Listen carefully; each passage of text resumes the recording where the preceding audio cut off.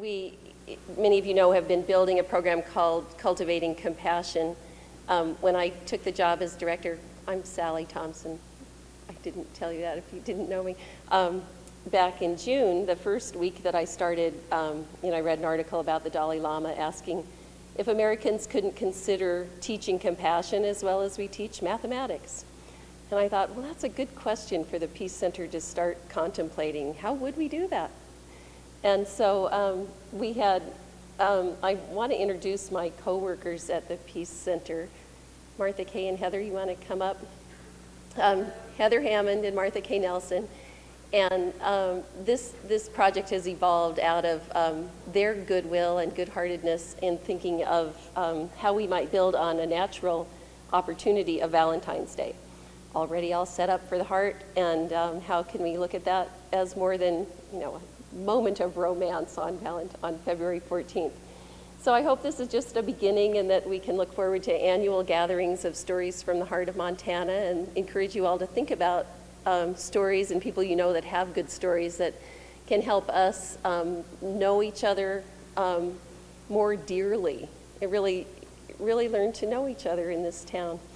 So thank you all for being here. I wanted to mention Aaron Coffin, who was playing guitar for us, and thank him. And Maureen McNamer was the organizer of this particular event. Maureen, you want to just wave, say hi? Thank you. Let's have a brief announcement that on February 20th, you all have the opportunity to go to the String Orchestra of the Rockies, if you want to put that on your calendars.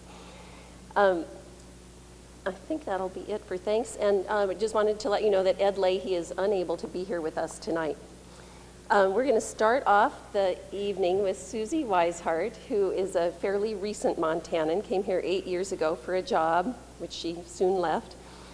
She's a professional storyteller and is a native of Tennessee.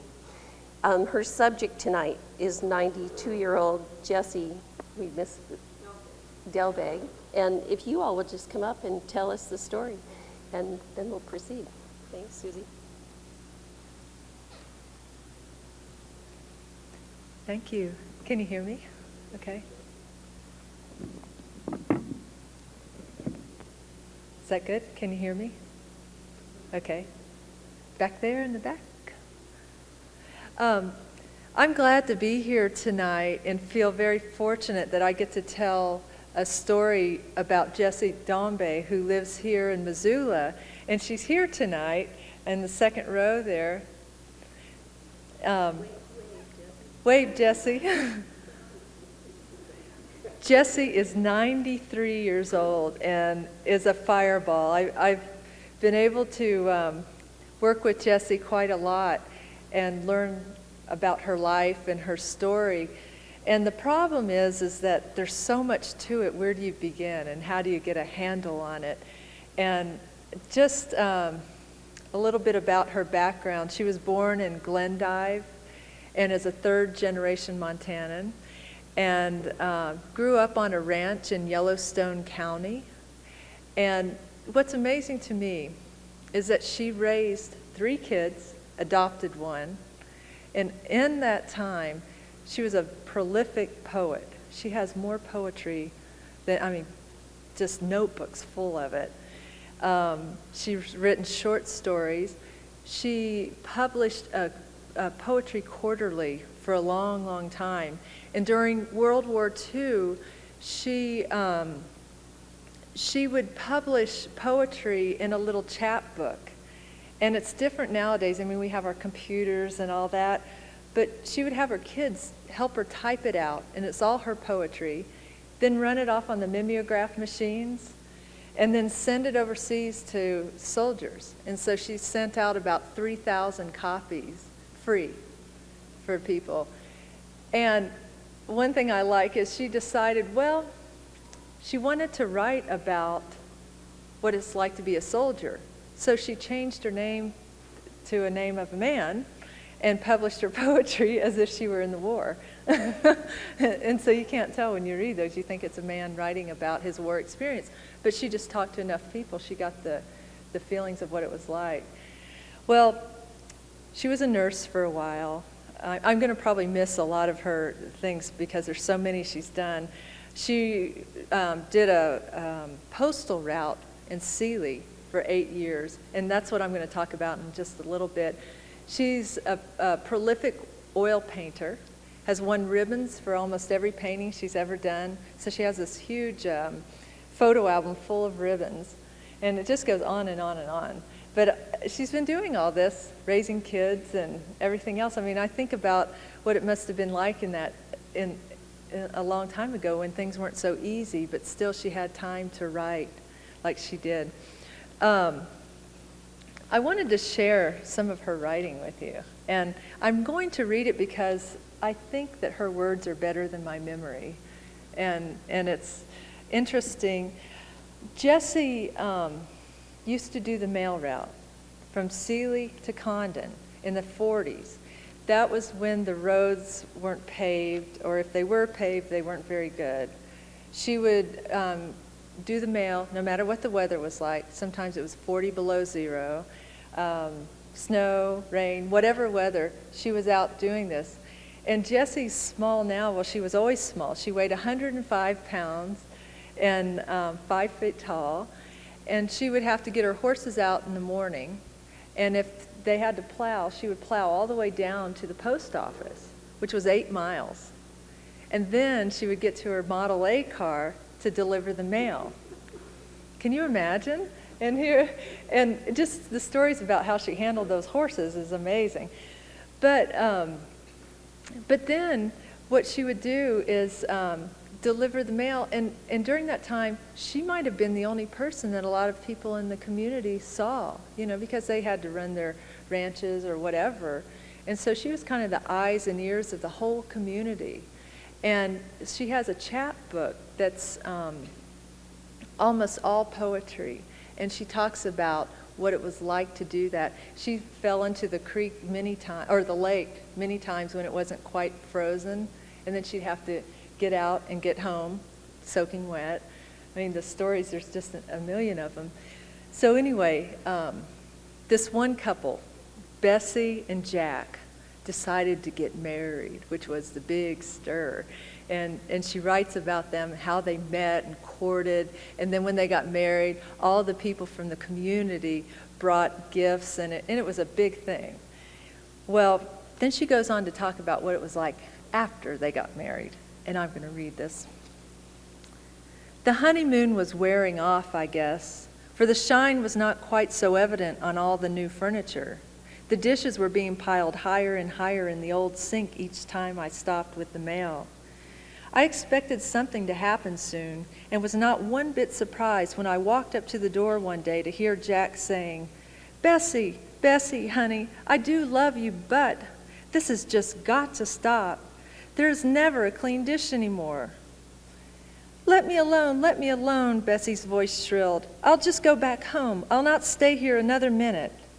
As I hurried back down the path, I knew the argument still raged on.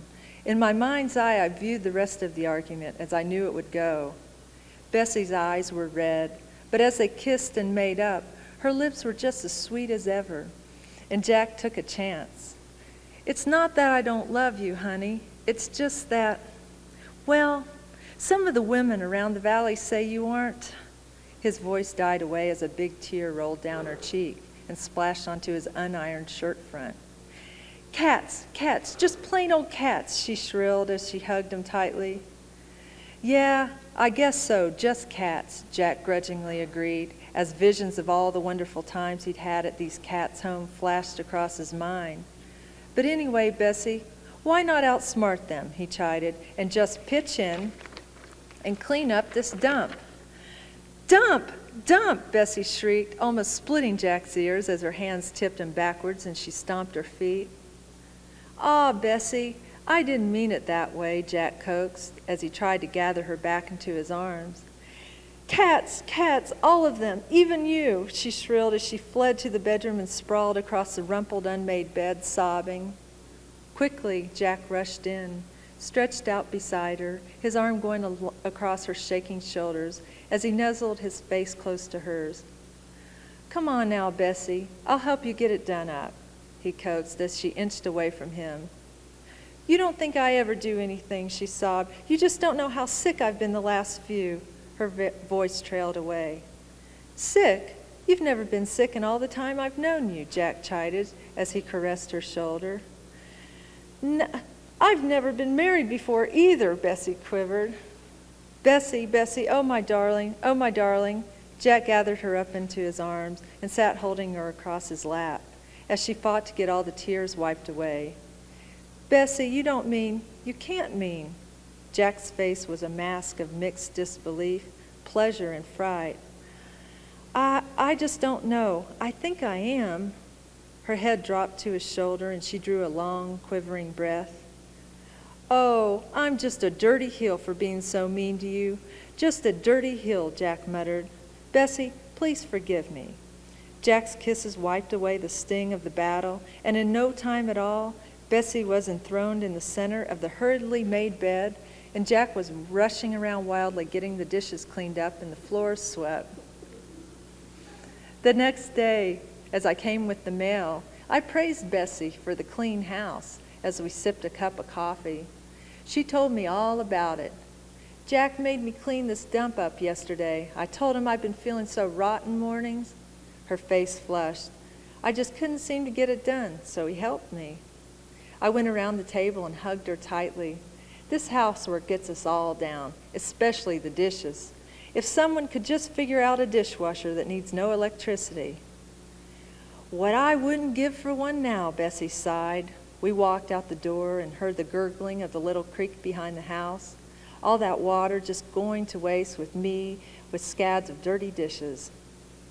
On my next trip up the valley, I shut off the Model A at Bessie's and walked up to the path of the door. I wondered just what she had done to get all the women in the valley buzzing about her clean house, and most of all, the sparkling dishes. A note was tied to the door latch, and slowly I read, Please, Jess, will you just put the meat in the cooler in the creek? I have to fix the gate in the back pasture. Going around the house, I opened the little gate and went down the shady trail to the creek. The creek made a slow turn, and Jack had dammed with boulders until there was a nice pool.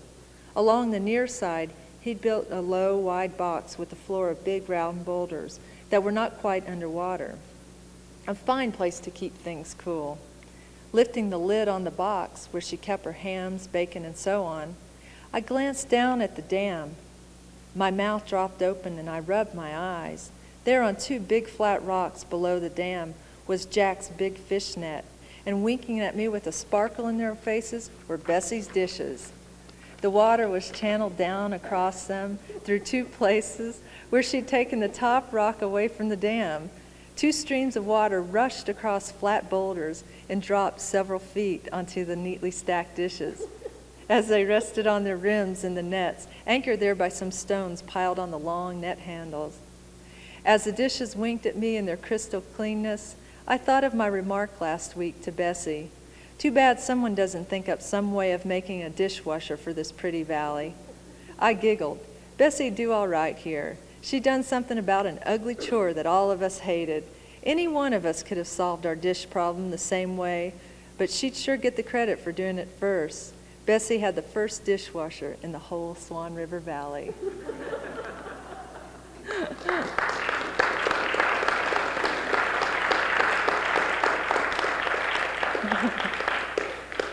I guess that one really rang true for me because I hate dishes with a dishwasher. They never go away. I wanted to just read one more little thing that Jessie wrote. It's a poem, and her daughter Ione was telling us the other day that one of the things she appreciates about her mom is that she taught her to love nature and to really listen to the birds and hear the creek and just have an appreciation of that. And I think one of the things I noticed from reading what Jessie has written and just talking to her is that she seems to see in the ordinary something extraordinary. And I think this little poem will show that. A glass of jelly. A glass of apple jelly upon my window sill caught up a small stray sunbeam from off a distant hill. To some 'twas just plain jelly, to me a fairy gel, for God's most gorgeous sunset was held within its well. Thank you, Jessie.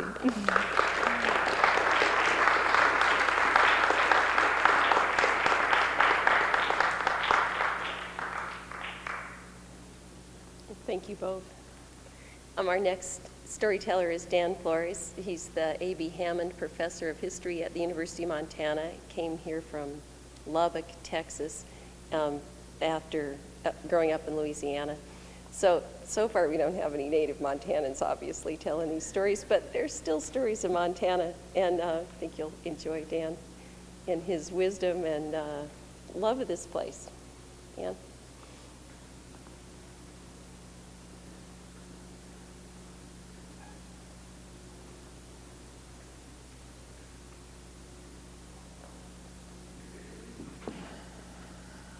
Can you hear me okay? I don't know whether this is too low or not. I need to get my glasses to be able to do this, though. Yeah, that might help. Thanks, Mark. Yeah, that's better. I'm sure you're going to hear all kinds of variations of different kinds of work tonight. This particular piece is called Coming to Terms with the Little Bighorn. It's based on a weekend I spent with a friend of mine whose name is Gerard Baker, who was the superintendent of the Little Bighorn battlefield a couple of years ago. He's no longer there, I regret to say. Be patient, please. We will get to Gerard. There's something of a lead up to actually talking about that weekend, as you'll see. And the reason has a lot to do with the fact that this piece originated as a column. I write a column on Western art for the Big Sky Journal, and this is sort of a distilled version of the one that, in fact, is about to appear in the next issue. So Gerard is coming, but it'll be just a bit before we get to him. If art, like in our present time sound bites, represents the human struggle to reduce the complexity of the world to a single delimited throb of an imprint, then it has long been wobbly with the most famous one-day event in the history of the Big Sky country. It seems a little astonishing that a single image from a single battle that likely lasted little more than an hour should stand as shorthand for so much. And yet, as those of us close to the Montana ground know very well, how you feel about one particular image from the Battle of Many Names, I mean whether you prefer the loser upright and heroic or prostrate and defamed, remains right into the new century a kind of bumper sticker proclamation about how you view the whole of Western history. Art and history both tell us what we think about how the past translates into the present. Here's an example I can almost guarantee you've never heard of, which itself proves the point. What if Lewis and Clark, arguably the two most famous dead white guys in the entire Western story, had gotten turned back on the Missouri River by the Sioux? That Ken Burns PBS film would have had a different outcome, yes? Wrong. It wouldn't have gotten made. And likely most Americans would never have heard of Lewis and Clark. Why do I say this? Well, have you ever heard of people named Freeman and Custis? They led Jefferson's next exploration into the West. It got turned back on the Red River by the Spaniards. Today, not only is Ken Burns uninterested, but so is the rest of America. Not even a single roadside marker exists to testify that Jefferson ever sent another expedition into the West. Actually, as a result of the growing currency of what's called the New Western history, which recently has begun to tell the story of the West from the perspective of Indians, Hispanos, Asians, women, and even the Western environment itself, Ken Burns might eventually get interested in Jefferson's second expedition and in the Spanish Americans who opposed it. But if the way we yet feel about the Battle of the Little Bighorn offers a message for this new kind of history, it's maybe that challenging the view of American history as literally a divinely ordained march of white folks across the continent, with wolves and bears and Indians and Hispanos all beating a sullen retreat, is apt to stir a resentful backlash. As a school board member explains to the Hispano teacher in the film Lone Star, you know, the food and the music, that's all well and good, but when it comes to who done what in history, that's another story. How on earth to come to terms with who done what along that little thread of a river on a June afternoon of 1876? Because of what this single encounter represents in the American psyche, just having the simplest opinion, Custer died for somebody's sins, is now an embrace of ideology. Little different from the obviously ideological mantra, environmentalists are to blame. Portraying this battle between an American military that in 1876 was literally the saber tip of America's whole civilizing mission, and a briefly united village of Northern Plains natives representing, to few then, but many now, a wronged people desperately trying to preserve the authenticity of a life in nature, is not an easy task. We all assume that our time's take on history must be the correct one. After all, it represents a culmination of sorts, a rejection of past mistakes, the cutting edge of enlightenment, does it not? It sobers you of this impulse, though, to realize that every generation has felt this way. And here's the cold water in the face, felt thus about a startling range of interpretations of history. I grew up in the 1950s and 1960s. My first grade class picture shows me decked out in Davy Crockett gear, straight out of the 1955 Disney miniseries starring Fess Parker. By the time I first saw the Little Bighorn battlefield in 1973, I looked more like one of the Indians the Crockett's of the world had displaced. Big history had unreeled in those years I matriculated from first grade to graduate school. Civil rights and Vietnam and the ecology movement and Sam Peckinpah in the director's chair. But there was also this. Arthur Penn's astonishing movie of Thomas Berger's novel, Little Big Man, had appeared in 1970, and however unlikely a Cheyenne Dustin Hoffman seemed, or Asian actress Amy Eccles appeared as his Indian wife, the wise and gentle character played by Chief Dan George and the portrayal of Custer as racist lunatic appeared to millions of us as right on the mark. When I first walked around the battlefield and tried to square the ground with the movie, the place was still called Custer Battlefield National Monument. Like our perception of Custer and the West, that was about to change.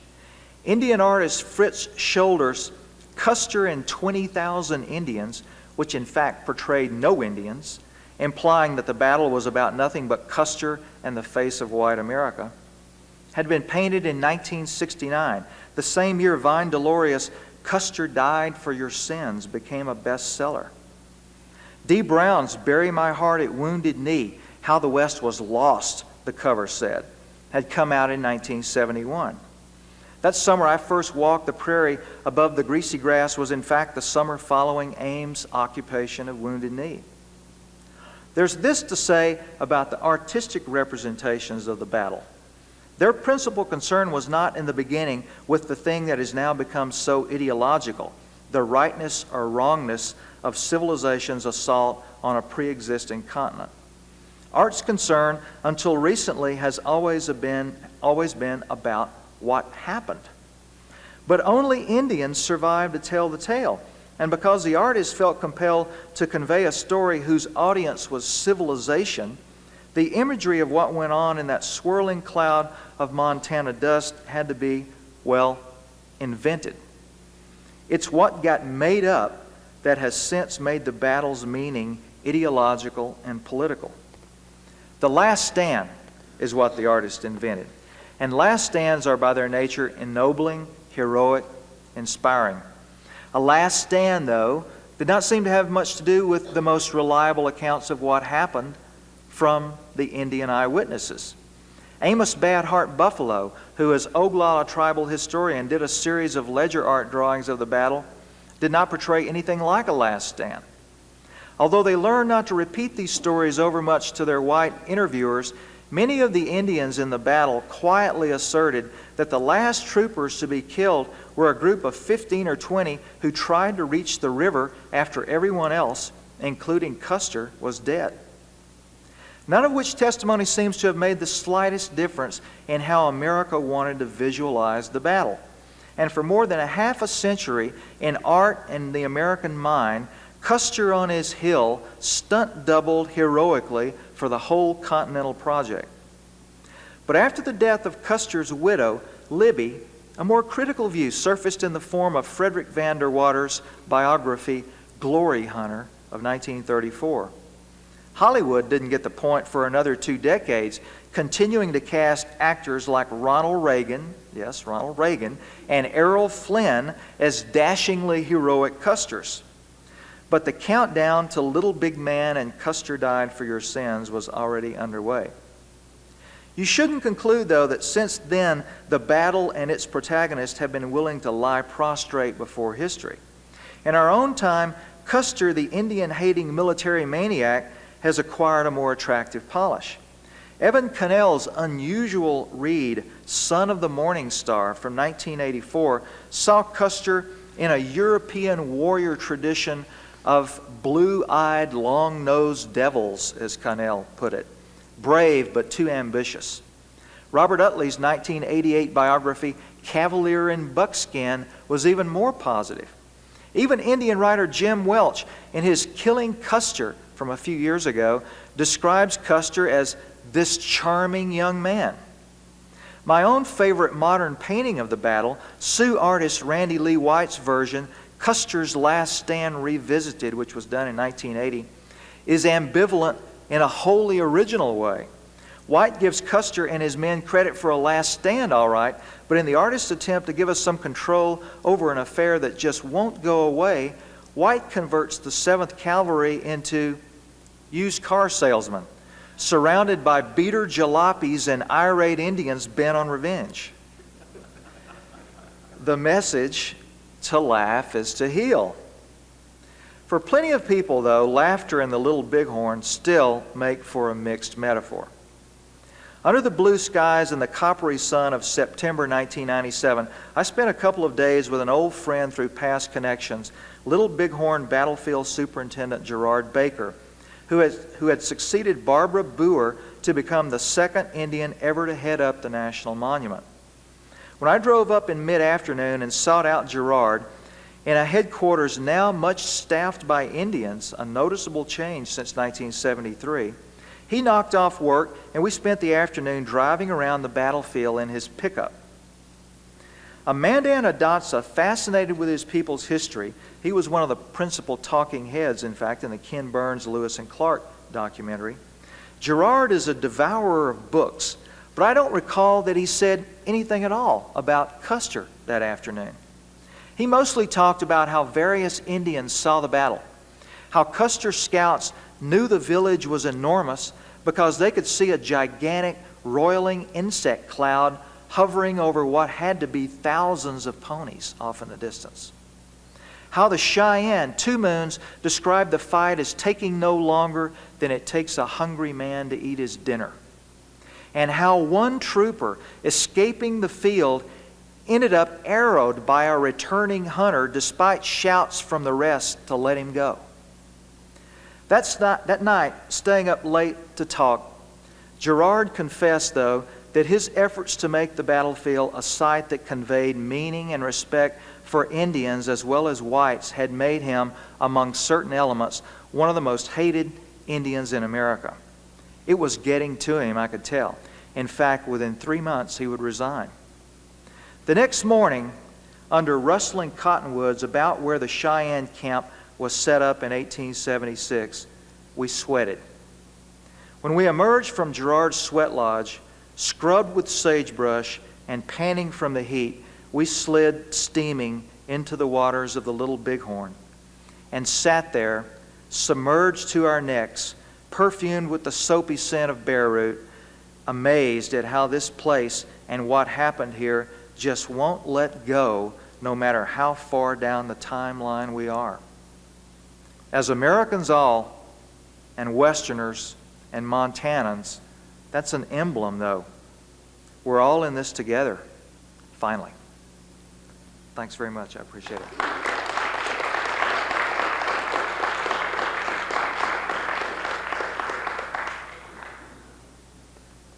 Thanks, Dan.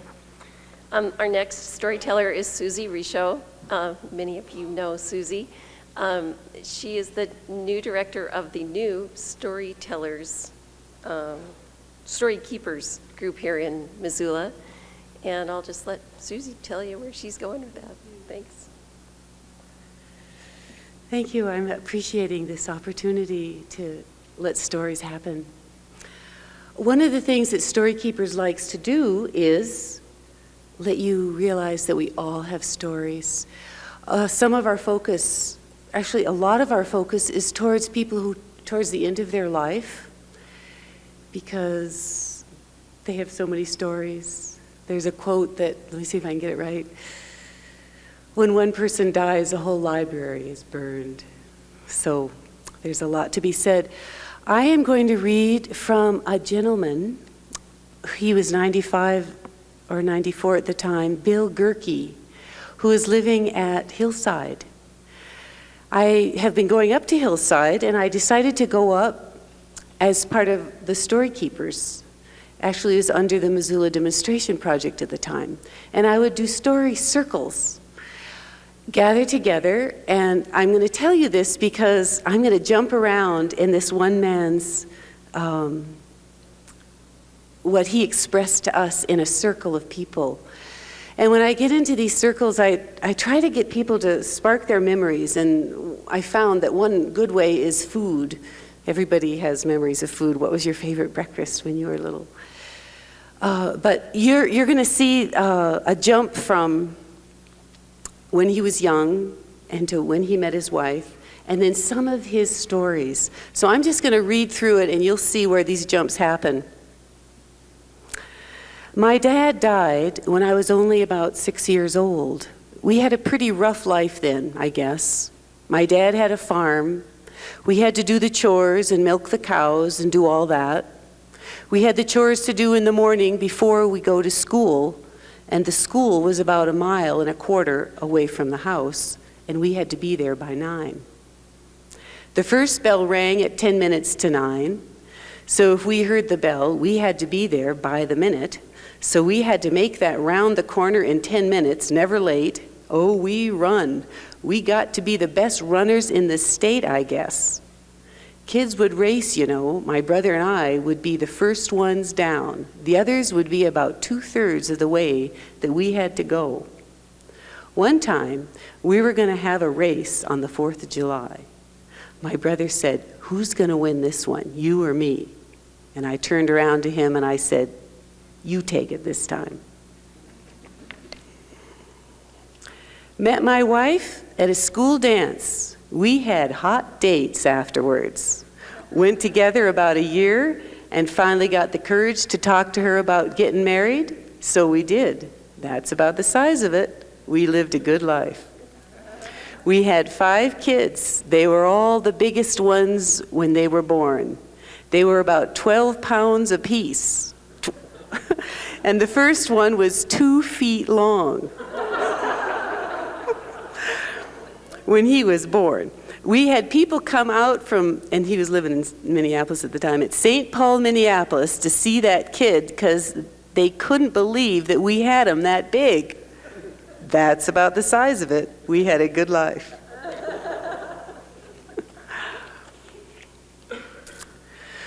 One time, my wife was cooking something for dinner, and she needed a bottle of something. Can't remember what it was. She wanted me to run to the store and get it.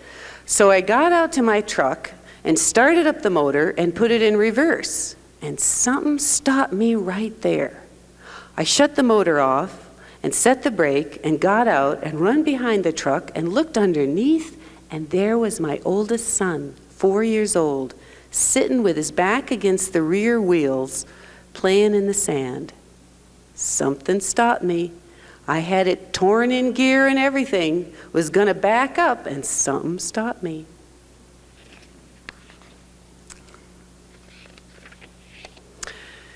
I was driving along, and the truck ahead of me had chicken crates on it and full of chickens. And all of a sudden, it went off the side of the road, down, rolled by the railroad tracks, and kept rolling. And all four wheels were in the air. I seen it happen. So I rushed right up there and jumped out and run down there, and I heard a moaning under the cab. I could smell gasoline, and I was afraid it might ignite, you know. So I run over there, and I grabbed the whole thing, and God gave me strength. I needed lots of it. And grabbed that thing and flipped it over, and it got back on its wheels. And somebody said, "Well, that guy there tipped that thing over and got the man out of there." And somebody else said, "Oh, what are you talking about? There ain't a man in the world strong enough to do that." Two other guys were standing right there, and they said, "Hey, you mean to call us a liar? We saw him do it." There's more here. This is a hunting accident story that happened in Lincoln, Montana. Hunting season closed on Sunday, and this was on Monday morning. I got up to drive on the country roads up along the McDonald Meadows. I thought, oh, what's up there? Hunting season is over. I can't hunt nothing. But this urge comes so great that before 11 o'clock that day, I went up there. And I had to stop there and turn my four-wheel drive up. So I got out, and I did that, and got to going back in, and I thought I heard this sound of help. Somebody hollered, "Help." So I went in that direction, I looked over there, and there was a man. So I walked over there, and I could see his ankle was broken, for his bone was sticking out in the snow. So I was going to pick him up and put him in my pickup and take him back to town. And then I found out his hip was broken. And you can do more harm than good by thrashing somebody around. So I had 2 candy bars in my pocket, and I gave them both to him so he'd have something to eat and he could nibble on. And I said, "Now don't worry, I'll be back just as quick as I can get with help." So I went back as far as the highway, and a login cross was there, and they had the phone numbers of all the different attendants and doctors and ambulances and all that, in case any of the hunters got hurt. They wouldn't have to look it up in a book. They would, and they just go and they dial a number. So I told him what was wrong, and he dialed the number to call the ambulance and called everybody, and I told him right where I was. And when I see him coming, I'd wave my hand till they'd know who to follow. And they followed me back over there, and they had what they called a plastic splint. They put that on him and blow full of air, and that relieved him quite a bit. And well, up at Sadin's house there, they had soup for dinner. So they give me a thermos of soup and a thermos of coffee to take over for him. So I did. I took that with me. And we got over there, and the ambulance was there, and they got the guy loaded up and put that saddle on him and blow it full of air and relieve him. And they took him back to the doctor and took care of him. One last story from Bill. One day, I was driving into town, and I crossed a bridge with a whole lot of people down there. I wondered about it, but thought, oh, I don't want to go down there. But I steered around the corner perfectly and found myself there. I heard a guy saying, "If only we had a rope." And I said, "Well, I got a rope." He said, "Well, it would have to be at least 40 feet long." I said, "Well, I got a rope 60 feet long." So the guy ran to me, and I ran with the rope to meet him. There, out in the middle of the really wild water, there was a 6-year-old boy. The boy fell off the bridge and somehow got splashed up on this rock. The rock was about as big as a car body. The fellow tied the rope around his waist and got himself out to the boy, while the other 2 guys pulled on the rope till they got him back to shore. I got one more story. I thought that was the last one. I had a truck, and I was moving people from one town to another. After I got there and after everything was unloaded, I was heading back, and I thought I'd visit my mother and my sister. As I was driving down the freeway, a Buick car passed me. Then, in a few minutes, a few miles up the road, there it was, turned over in the ditch. So I went down there, and I saw two men pinned inside. I opened the door, and with one hand held the door open while I grabbed one of them and set him down on the ground. I was afraid to let the door close on me, trap me inside too, and then I had to get inside a bit to get the other guy out, but still holding the door open. After he was out, there were several other folks standing around, so I said, well, I got to go visit my mother and sister, so you take over. And one fellow said, you go right ahead. You've certainly done your part. I really was a powerful man. I had that trucking business, you know. We had to move a lot of heavy things like pianos. That's the end of Bill's thing, but he passed away just a few months after I collected these stories. I collected these stories over the course of about 2 months, visiting once a week. And here's just the top of his obituary. Missoula William Bill Gerke, 95, known by everyone as Grandpa, died at Hillside Manor in Missoula on Saturday, April 24th, 1999, of natural causes.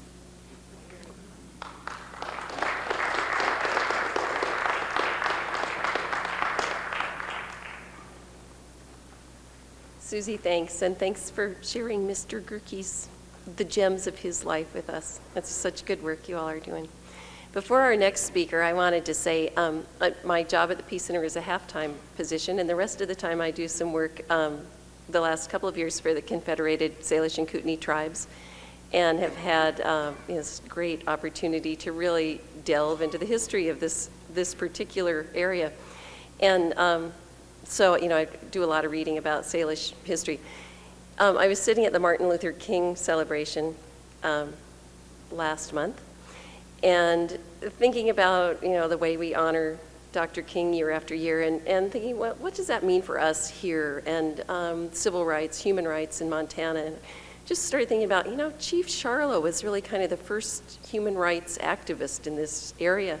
This is before I knew that Vic Charlo was going to be one of our storytellers tonight. So a descendant of a long line of very brave and peaceful men. So I welcome Vic to tell us a story tonight. Vic Charlo.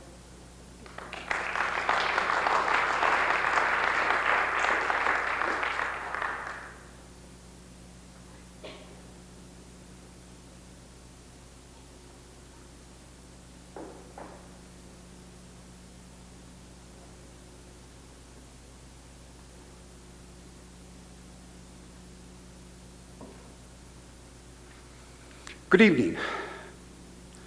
I don't have anything in my hands. I'm flying solo tonight.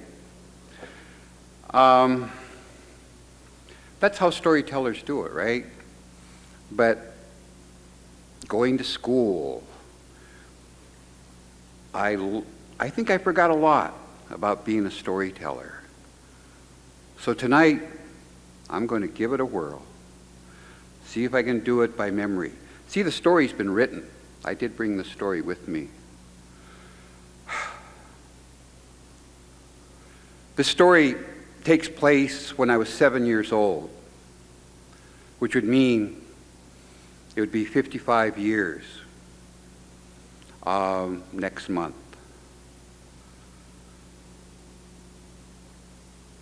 Oh, and by the way, I'm a Montanan, right? I was a Montanan. My folks are Montanans before there was a Montana, I would like to think. So, I'm a Montanan. And this is a World War II story. We had a brother. His name was Chuck. And he was a real brother. He was a real son. And the war had been going on for quite a while. And finally,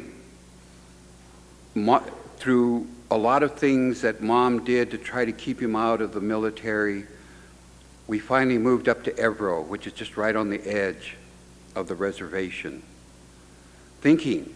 Mom thinking that, well, he won't find a place to go join up.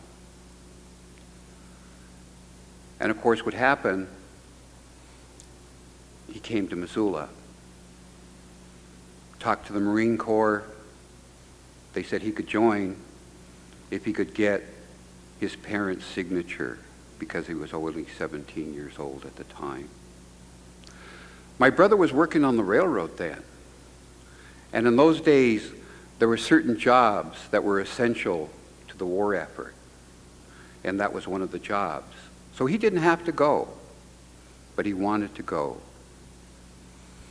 And I remember when he came home from Missoula, he had a box of candy that he gave to Mom. And Mom cried. And she said, "I don't want you to go."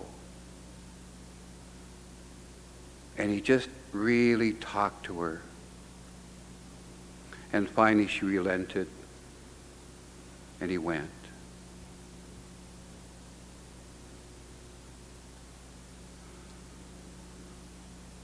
And of course, I was 7 years old. My brother was 9, and I had another brother who was about 12 or 13. And of course, we wanted to be soldiers too. And I remember he used to write home about his buddy. And I had a nephew, and his name was Buddy. And he was just a little kid. He was younger than I was. And I was thinking, wait a minute. Why are they letting little kids like Buddy go to the military? Why couldn't I have gone? I could have carried his bullets. I could have carried his canteen. Whatever buddies do, I could have done that. And of course, that was the way we were thinking. We were patriots. We were all patriots. And we would see we would see newspaper articles. Because he was the son of a chief, there were articles about him. There were articles in the Missoulian. There were articles in the Seattle Intelligencer. And somehow we would get these articles, and Mom would read these to us. Like when Dad would come home, we'd sit around and she would read these stories to us.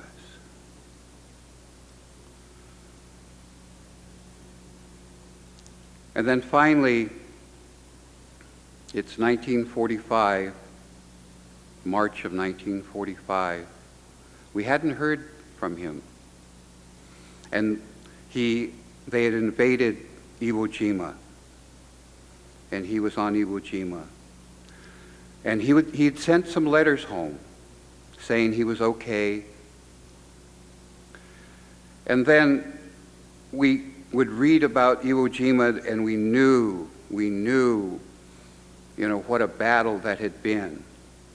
And there were stories about his heroism. And we would hear, from relatives, and of course this came later, that, he was one of those guys who carried a Browning automatic. And the Japanese snipers were after anybody with an automatic rifle. And my cousins would try to talk him out of carrying that Browning automatic. They said, don't do that. And he said, somebody's got to do it. We got to finish this war. So we didn't hear from him. And I remember this one night, coming home, and we would do the chores before we had supper. And we were feeding our cows across the Northern Pacific Railroad track, which was one of our fields that we hayed that summer. As a matter of fact, Charles helped put up the hay that summer before he went. He had a furlough before he had to go back. And the three of us, me, Jean, Albert, would go across the NP tracks. And I remember I had a pitchfork. God, I can't believe that. I was only 7, but I did have my pitchfork. And we went over and we were feeding the cows. And I remember a dead cow and seeing the bones and realizing that we were keeping our cows alive. And as we fed the cows, it was just starting to get dark. We heard this wail. And immediately, we knew what it was. So we hurried with our chore, got the cows fed, and hurried back home. Came into the house, and the kerosene lamp was lit, and everybody was crying.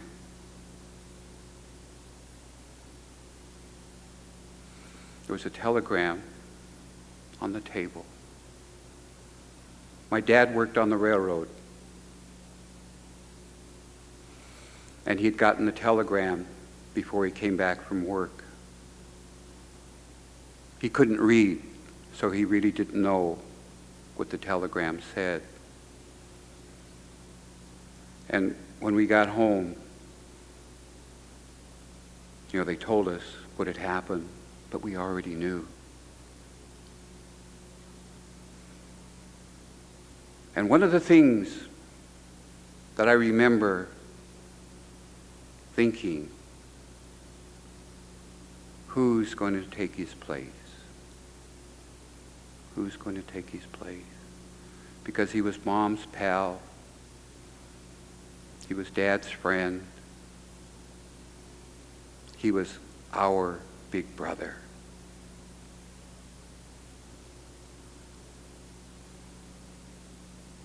And so, I'd like to sing a song for my brother, for all of our veterans,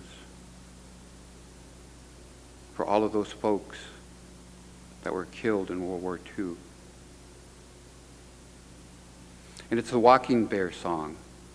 It was given to me by a teacher a long time ago.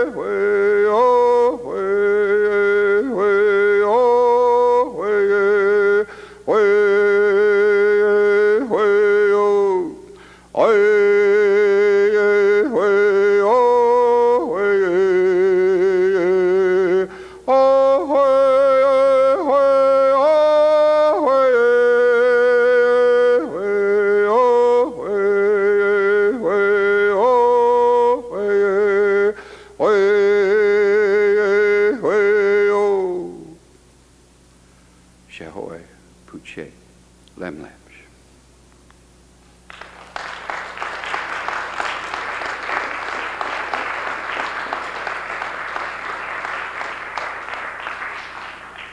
Thank you, Vic. You honor us with that song.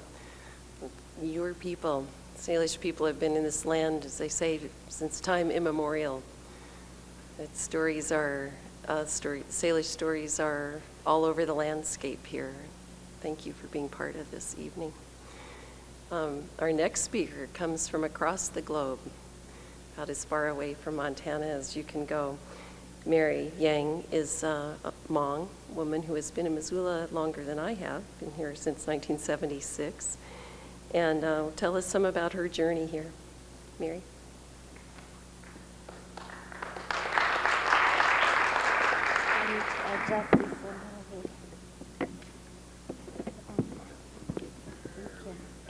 Yeah, because I'm too short. Okay, good evening, ladies and gentlemen. Again, my name is Mira Yang from the Refugee Assistance Corporation, Missoula here.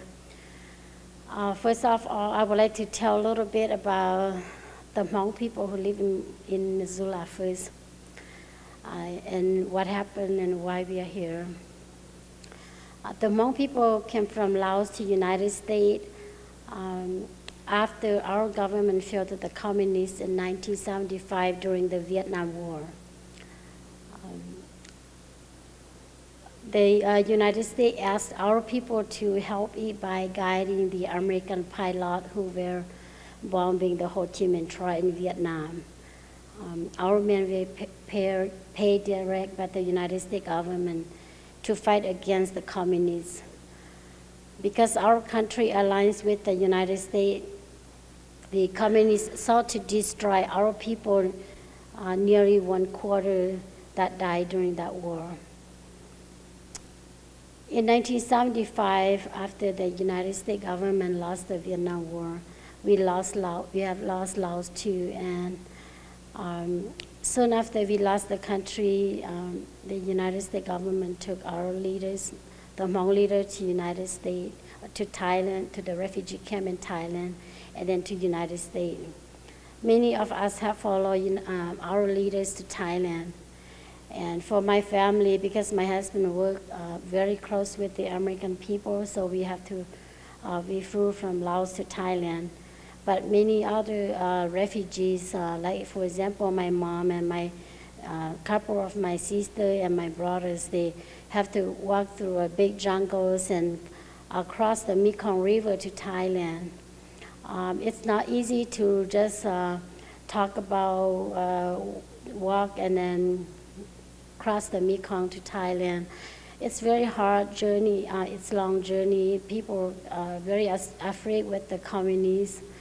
And if the communists caught you, then you die right there.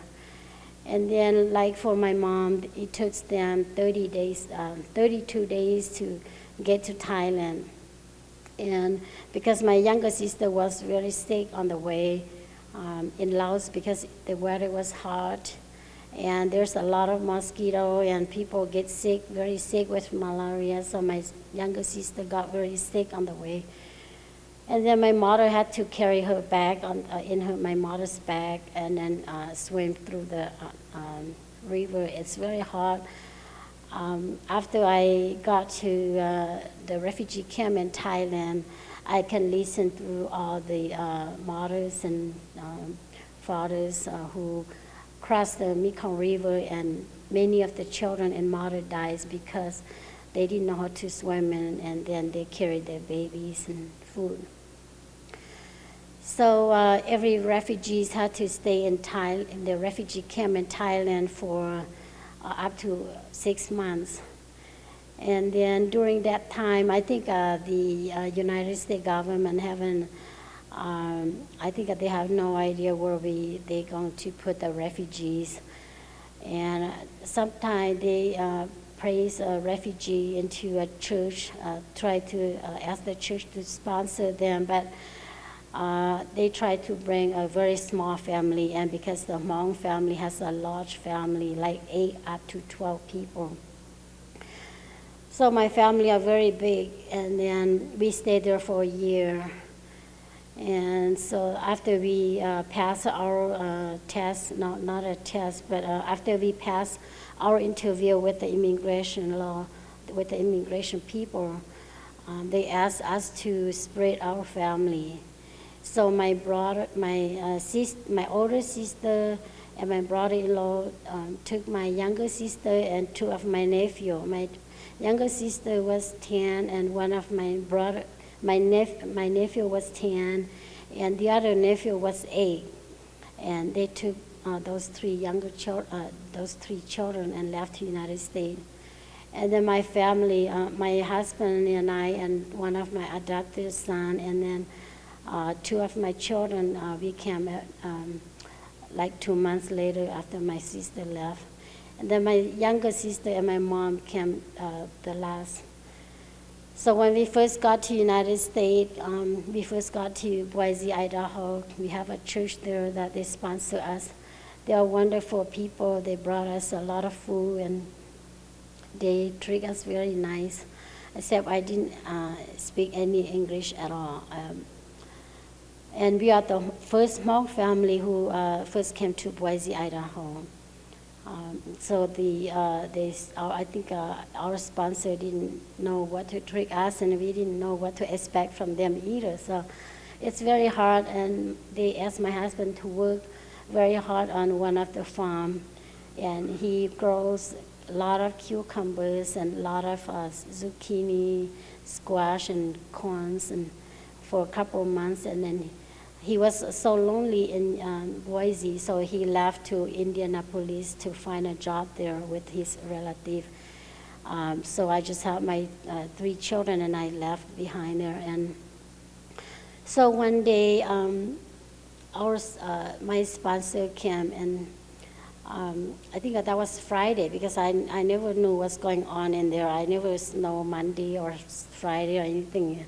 I just, it's very confused, and I don't know the language either. So I think that day is Friday, and one of our church members, his name is Frank, he came and collect all the cucumber. He came and got all the cucumber in a pile, and he put in my front door, and he covered with a blue plastic bag. And then, so my sponsor came, and she thought it was me, and she asked me, "Mary, did you pick up this?" By that time, my name was Maijua, but because the immigration, they spell my name with M-A-Y, so the American people always call me May. They say, did you pick up this cucumber? And I said, yeah, and then she was very mad, and I can tell from her face that she was mad at me. So I didn't know what to do, and because I didn't go get those cucumber, and I didn't know what Frank wants to do with the cucumber, but because Saturday is a farmer market, and they want to take the cucumber to the farmer market and then sell for the church. So I can't have a lunch that day because I was so worried that she would be very mad at me. And then I have to call long distance. I call my husband in Indiana. I say, "Can you tell my sponsor I didn't pick up the cucumber?" So he called back. And then after that, she come back to me, and she was laughing, and I was laughing. And then the next day, she brought me, because the corn is ready to eat, and she brought me a big pot of to cook my corn. And then after I cook it, I put her pot in the backyard. And then the next day she came and asked me to look, she was looking for her pot and I didn't know what she's doing. So she's opened every drawer and then I keep helping her looking for, I don't know what she's looking for, but I was helping her everywhere, every corner, and I couldn't find anything. She couldn't find anything either. So she went home and she didn't know what I did with her pot and she was mad. So she went back home and then she had to call my husband again. Say, and then I was very sad. I was very sad because I didn't know what to do. And then so she called my husband. That I was very sad. And then my husband told me about the big pot, and then I went and get from the backyard for her. So sometimes we have a wonderful time, but sometimes we have a very difficult time together. And I think that she understands that too. So she is more patient after I've been there for 3 months. And then later on, I moved to Indianapolis with my husband. So we stayed there for over 6 months. And then my husband's friends came and got him from Indiana to Missoula again. So he found a job here for my husband. And then my husband took the bus here. And then my family followed him to Missoula. And we came here in, I think that was November. It was very cold. And during that time, in 1977, there's no city bus. And we live way in the North Travel Village, trailer court. And then the adult education, it was on South Avenue next to Sentinel High School. So I walked every day I was pregnant with my third baby, and I walked every day to school, back and forth. And I remember I didn't even put a coat and then snowshoe because I don't know, it was so confusing me.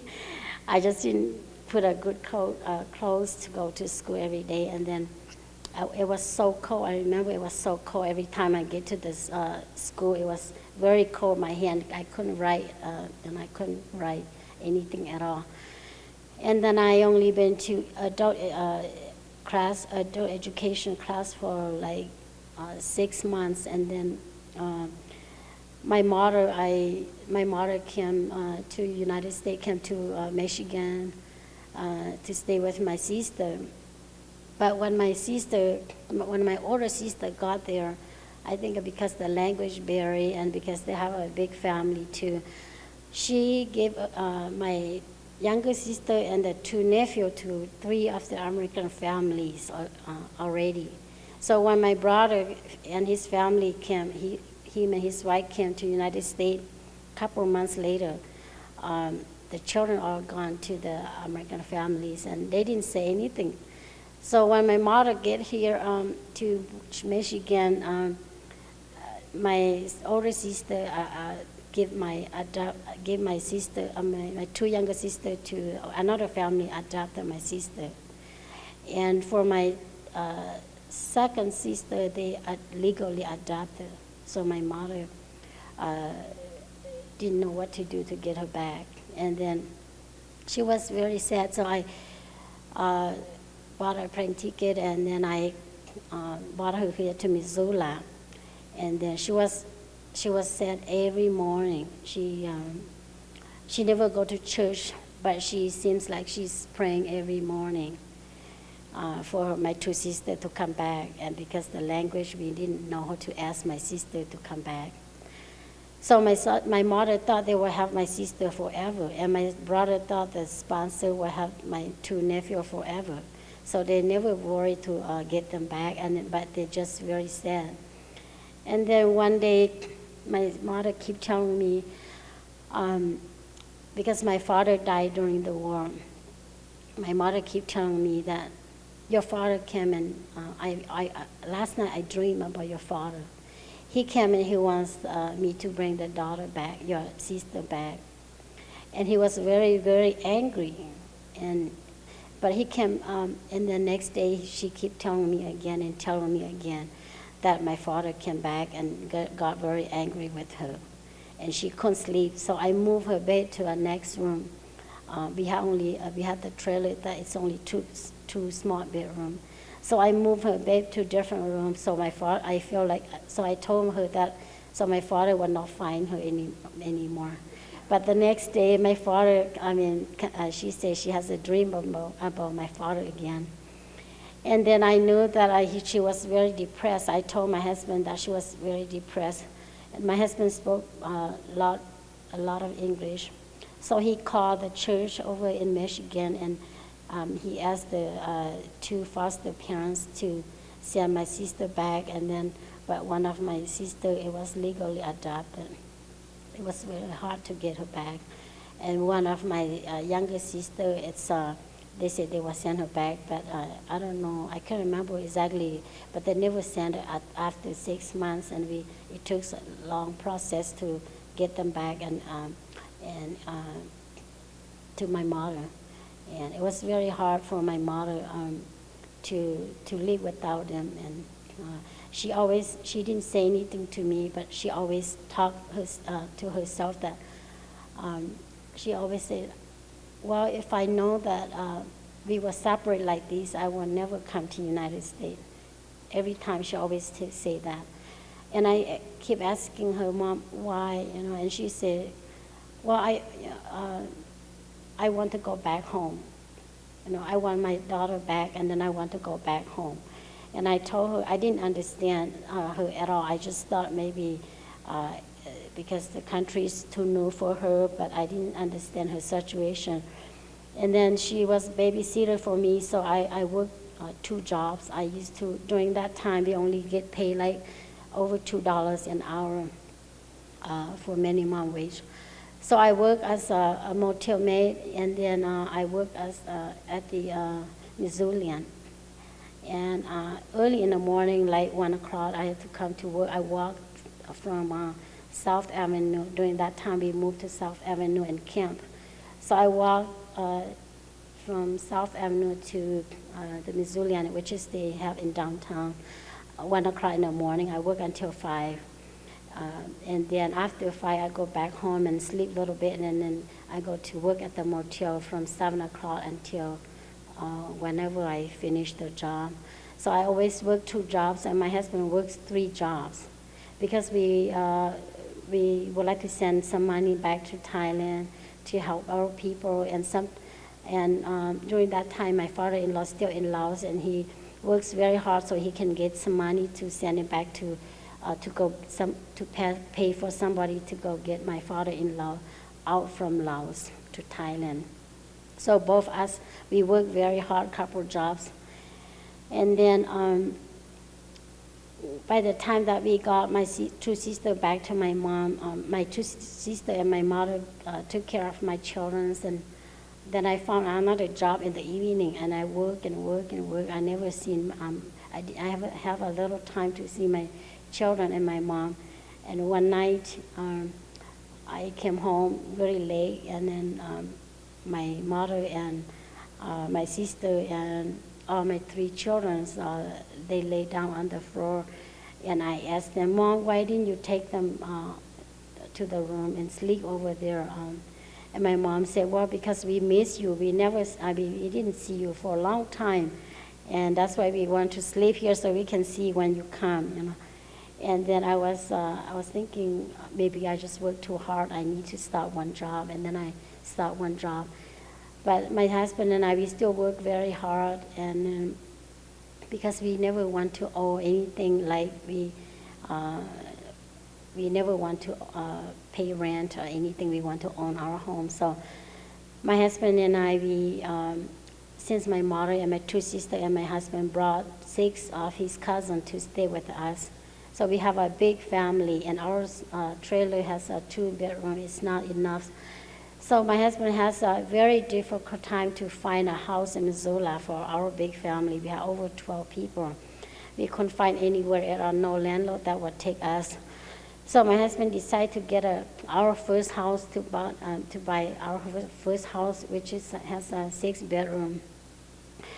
And we spent our money that we earned for a couple of years to down pay for that house. And since we moved there, my husband works harder because he wants to pay off the house. And I work harder too, so we work very hard. My husband pays for the monthly payment, and I pay for the principal every month. So, and we send a lot of money to get our father-in-law out of Laos, but by the time we try to get our brother out of Laos too, but by the time that we send the person to Laos, my brother-in-law tried to take my father out from Laos, but they got caught from the communists, caught them, and my brother-in-law carried a mine, and then he opened the mine, and 3 of the Vietnamese died with him. So on the way, and then just my father and 2 of my adopted children. I have 3 adopted children, but I left 2 with my father-in-law, and then I took 1 with me in 1975. So he took my 2 adopted children to Thailand, and then we brought him to Missoula. And then I always told my husband that I want to ask him a story of what happened after we left. And during that time, I think it was 1980, I have an aunt, and they have 11 people in their family tried to escape from Laos at the same time that my father-in-law escaped, but they can't get out. And the Vietnamese communists killed all of them, 11 on the way. So they can't get to Thailand. And I keep telling myself that I would like to ask my father-in-law what happened after we left, and if he's seen my aunt and his family when they got killed. But one day I went and asked him, and he was crying, and he said, I didn't want to talk about our past. If you promise me that you will not ask, he asked my husband again, and he said, if you promise me that you will not ask me about your brothers and your sister. After we left, my husband's 2 brothers and 1 sister died. They got killed and they died. And he said, I didn't want to talk about our past. It hurt me so much. And if you promise not to talk about our past at all, So I never talk. My husband and I, we never talk about our past. And then until after my father died, and the university, one of my friends at the university asked me to give a speech at the university, talk about the refugees. And I have expressed a little bit about our family at the conference, but that's the first time I talk about our families in there.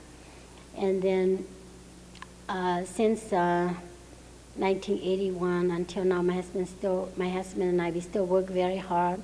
Right now, I still work my 3 jobs. I work at the Refugee Assistance Corporation for 25 hours, and I work with the city I teach the domestic violence class, and then I work at the Women's Economic Development. I still work 6 to 70 hours a week, and my husband still work 2 jobs, and we work very hard. And then one day my husband built he asked his friend to get a permission, and to use his permission to build a house. So my husband and somebody he has a contractor that built the house for him, and then he and his relative put all the they install all the insulation and painting, and outside everybody, the whole community came and helped my husband build our house, and it was a beautiful house. And my children and I, we are so excited to move out of our old house to the new house. But once we moved to the new house, a lot of people, a lot of younger people got very jealous. They came and broke our mailbox every single morning at 5 o'clock. They throw rocks to our windows, and they do all kinds of things. And I was so depressed. I feel like I should not have that house. I should go back to our old house. And so I feel, and my children and I, we never liked that new house anymore. So my children all moved to Minnesota. And my oldest son got married, and he moved to Denver. And I have Now I have 3 children in Denver and 3 in Minnesota, and I have my little girl who was 17 stay with my husband and I now. And every time because my husband's working schedule, 1 week he work at night and 1 week he work at day. The week that he works at night, my daughter and I, we worry, and I never sleep every night because I was afraid that somebody will never like us and will come and do something. In the past, during 1977 until 1981, I never afraid of anyone. And sometimes we get a little bit discrimination, but I thought that was common problems. You can get that in everywhere, not just in the United States. And I didn't pay attention about who hates me or likes me, whatever.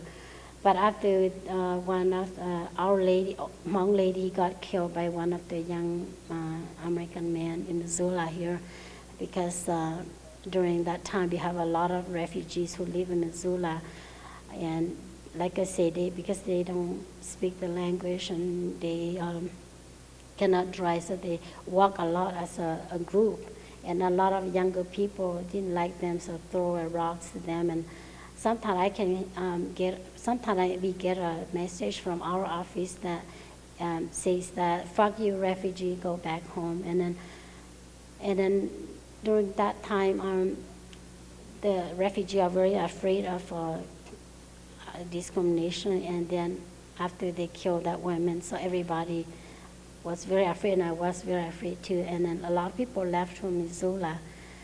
So sometimes I feel like this Missoula is my hometown. I want to stay in Missoula for a long time. My husband says the same thing. He says he likes Missoula a lot.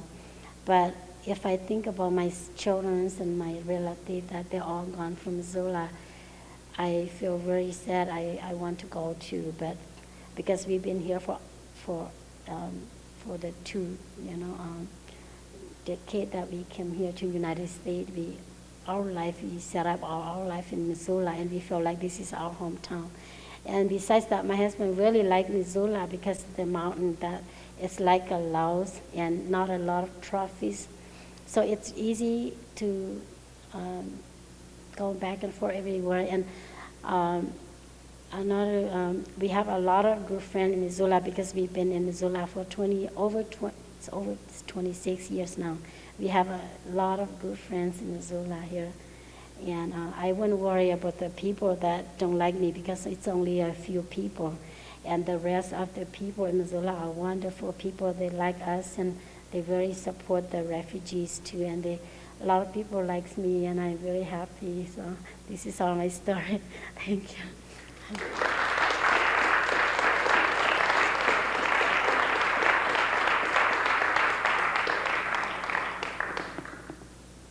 Thanks, Mary.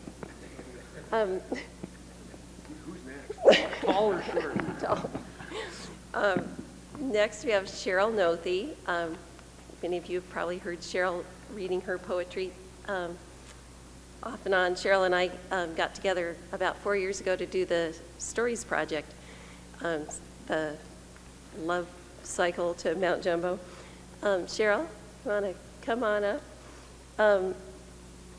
Cheryl's not a Missoulian or a Montanan either, but she's been around long enough and sure writes great poems about the place, so thanks.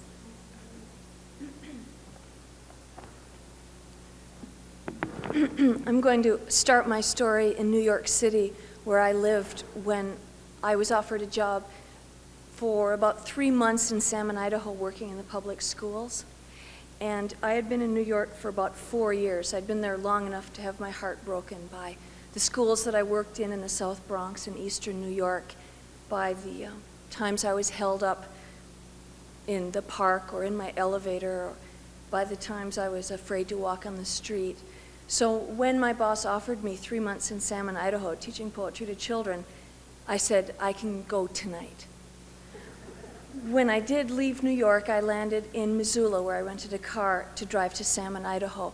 And I drove through Missoula, and then I drove towards Lost Trail Pass. And when I got to the top of Lost Trail Pass, an elk stepped from the shoulder of the road and looked at me, and I burst into tears wishing that my father could be here with me to see this.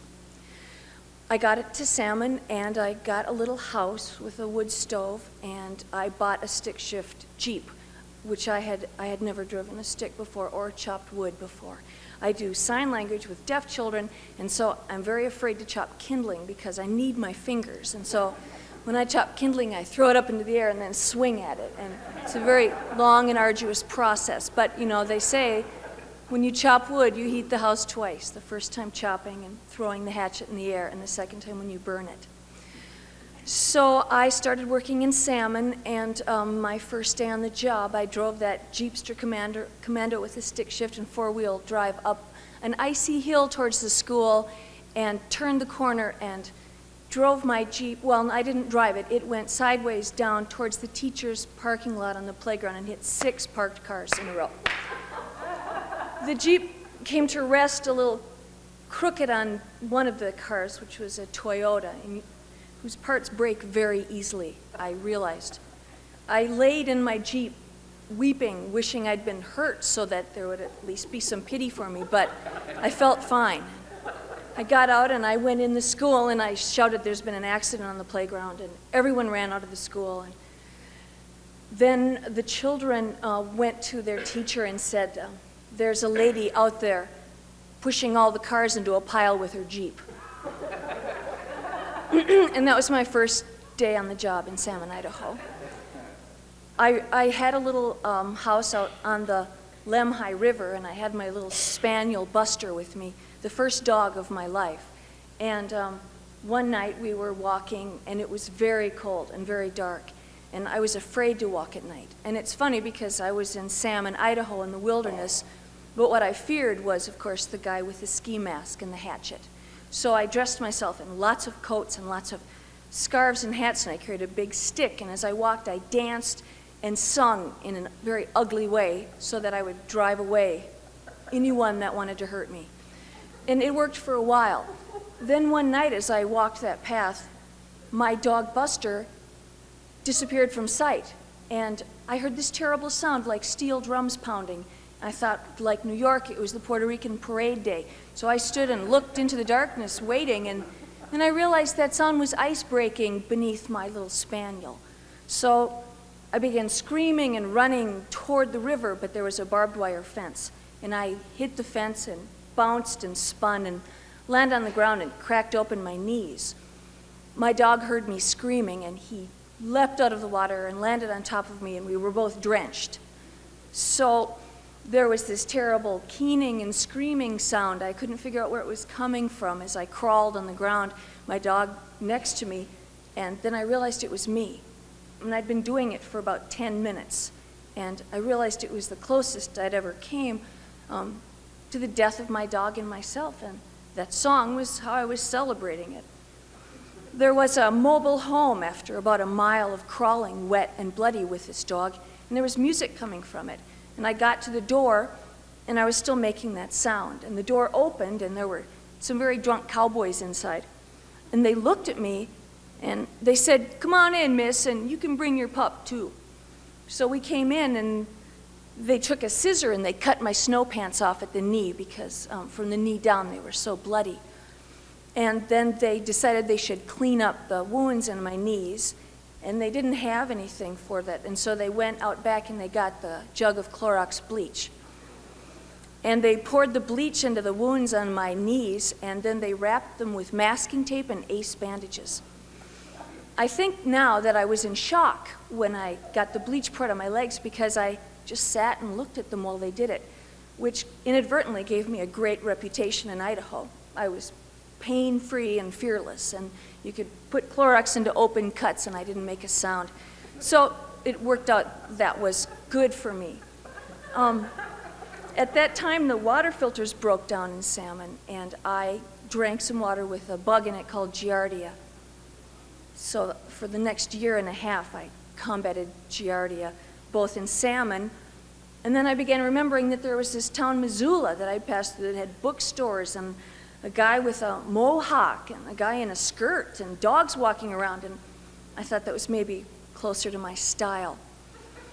So I went back to Missoula one night with one of the teachers from the Salmon High School, and we drove very quickly over the dark mountains in the cold and snow, and we were heading to a place called Luke's Bar. Luke's used to be where, what is the name of that restaurant that's there now? Cadina's, thank you. And it was pretty wild. It was incredibly wild.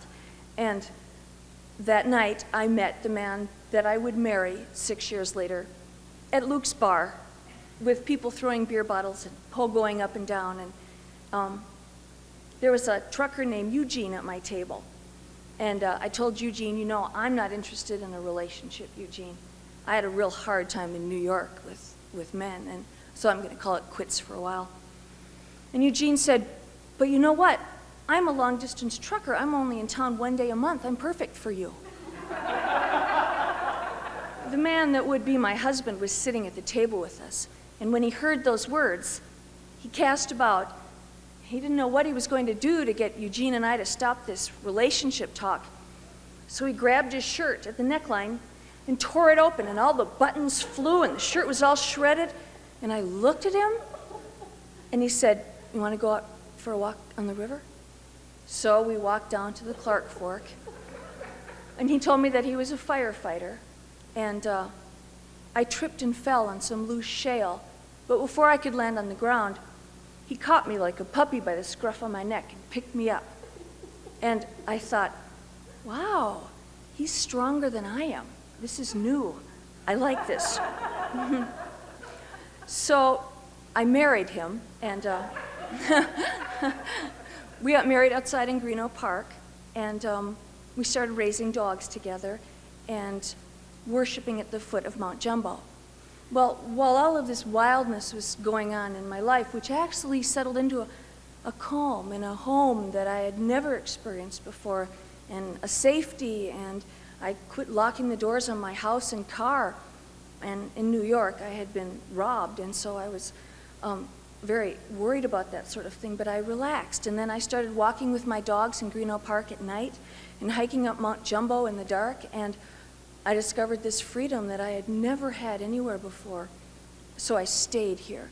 And to finish, I'm going to read you a poem that I wrote, the first poem that I wrote when I came to the West, because in New York I wrote about the South Bronx and crack and AIDS and the human condition, and I was worried.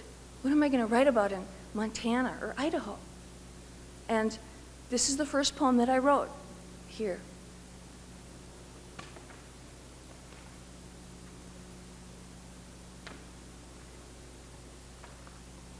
It's called Ring Finger. I was having lunch with some ranchers when I noticed no one was wearing a ring. Louis, on my left, connected with a live battery beneath the hood of a truck once and took his off forever. Guy on my right jumped lightly from a beam and hung himself, ring finger to a nail, full weight, 3 feet off the ground. Man across the table had butcher's hands, color of raw meat, knuckles the size of walnuts. One finger doesn't move at all. You reach into the machinery, he said, and bang. Then I tell them how my ring caught me up in a marriage where I hung, afraid to fall for years. Felt it deep up into my armpit, he said. When it happened, we thought that ring would tear our hearts out. Thank you.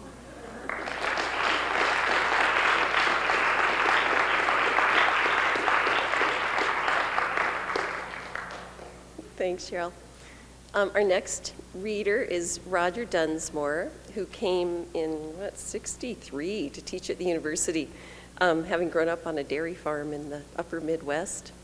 I think many of you are probably familiar with Roger's poetry. He has several books around that I've seen through the years, and has some essays now, The Earth's Mind, Essays in Native Literature.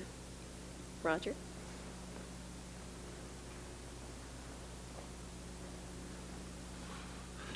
First, I just want to thank the Jeannette Rankin Peace Resource Center for all your work the last many, many decades in this town. You're one of the groups that makes this town worth living in. So I wanted to acknowledge you. This first piece I want to read, I wrote probably about 20 years ago. Oh, by the way, Dan, do you know that old Custer joke? What kind of shirt was Custer wearing at the Little Bighorn? Arrow. Yeah, that's my favorite old Indian joke, and I just want to make sure you knew that. I was asked to come down to the Montana School for Girls in Helena and spent a whole day there and wrote this poem after that day. And it's called The Pink Butterfly, and it's for a young Salish woman, Billiana. 7 a.m. radio says 100% snow and Krishnamurti is dead. 5 storms in a week. The tire shop wants $125 for a set of studs. I pass. The roads are slippery. Fat crows feed on roadkill to deer half buried in snow. An immature eagle, yellow speckled breast, in a cottonwood outside the school. The talk is upstairs, the library, 50 girls and teachers wedged into hard chairs. They want to know about my belt buckle and a Cinnabon butterfly for a boy's first dance, are filled with questions. When they married the animals, did they actually mate with them? Do they smoke peyote in their pipes? Afterward, trembling, you approach to show me your father's gift, a lavender pink butterfly brooch in your black hair. I ask if I can touch. It's against the rules. The feel of smooth Salish beads on the tips of my fingers, strands of dark hair in the pink wings. The last thing they tell me, when one of you runs away, Billings or Seattle, you come back quickly. The pimps used lighted cigarettes or coat hangers. I promise to call your aunt. Krishnamurti is dead. The beaded butterfly clasps your black hair in its pink wings.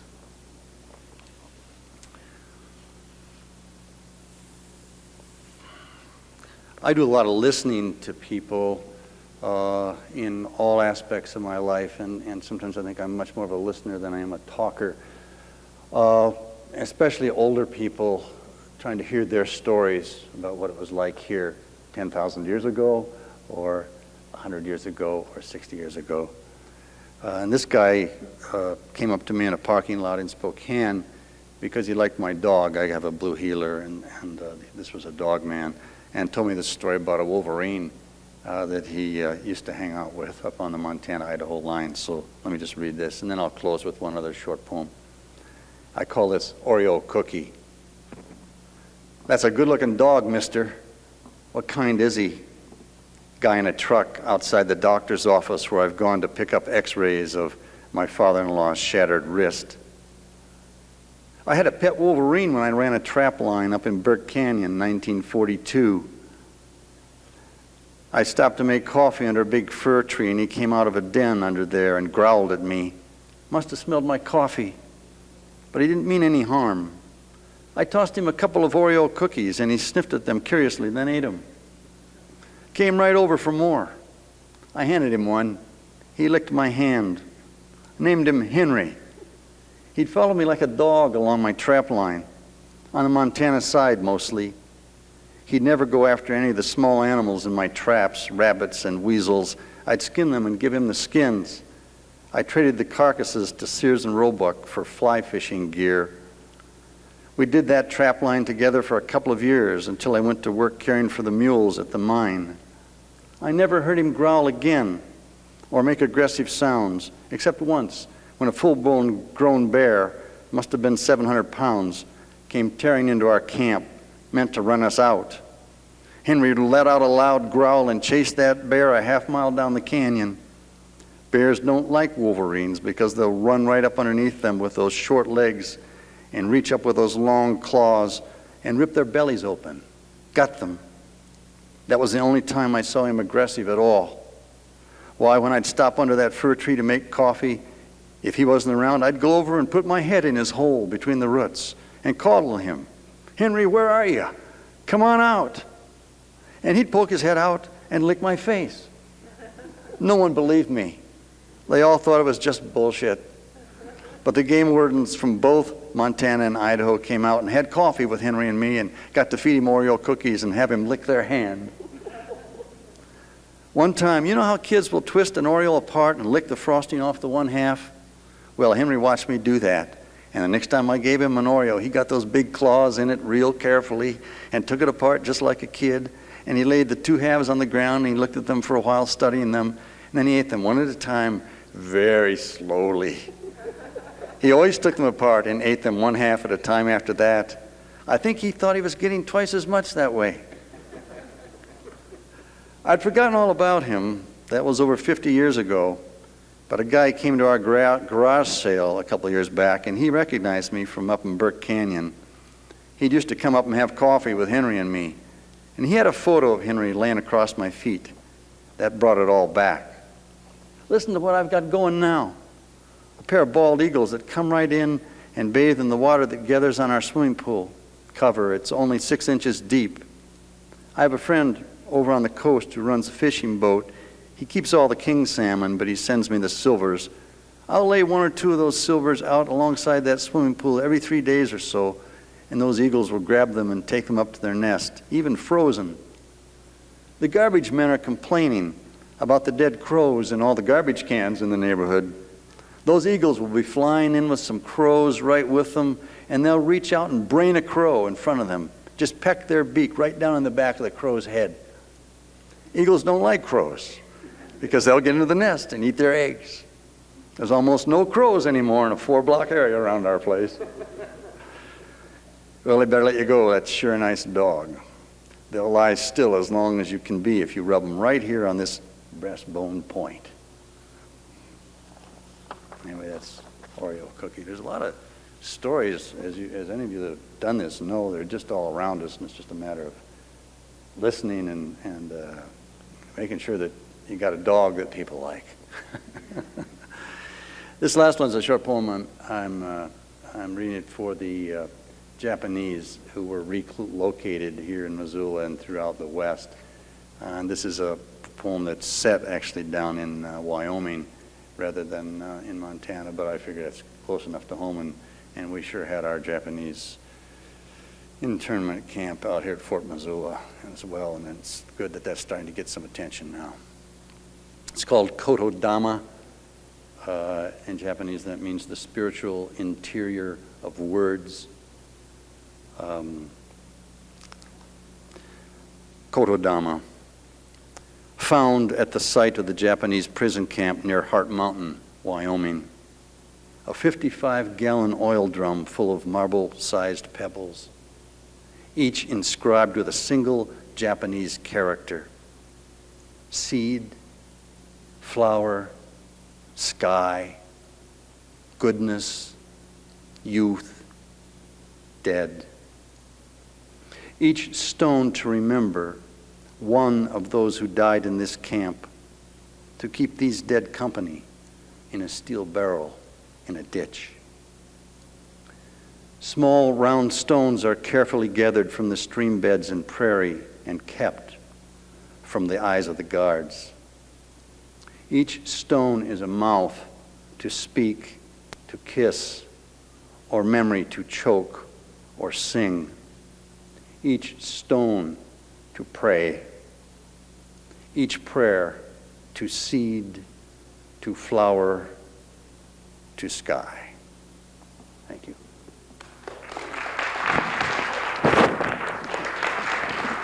Graceful.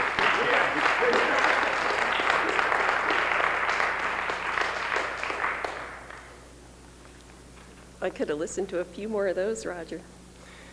Our next storyteller is Mary Liz Riddle. Mary Liz came just a few years ago, and she says she came after hearing William Kittredge and a few others, including Cheryl Nothey, read, and she was inspired to join us here. Where is Mary Liz? So come on up. 5 years now. She's working as a massage therapist now by day and a writer by night. Welcome, Mary Liz.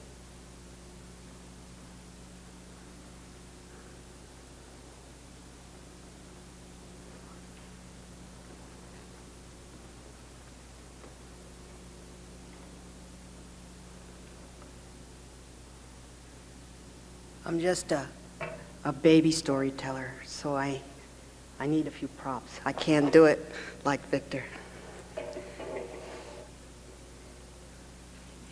I probably am a baby Montanan, too.